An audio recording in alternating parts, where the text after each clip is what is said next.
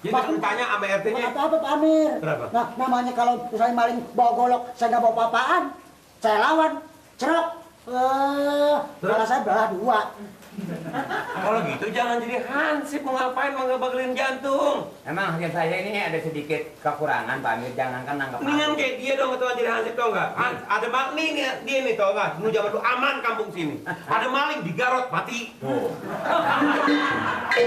Segituan jadi Dracula kali. Ya sekarang begini, saya sih apa segala perintah Amir supaya aman kampung kita. Bener. Saya siap untuk mengamankan. Kamu jadi hansip, kurang aja manggil gua Amir-Amir aja. Pak Amir udah dengar tuh waktu barusan. Jadi untuk mengamankan, saya sebagai aparat saya kira nanti akan saya bertindak sesuai. Nah, peraturan begitu, kami. terima kasih. Usir si Jaim Dadu. Beres Amir. Ya. Tapi di samping itu. Belum permisi.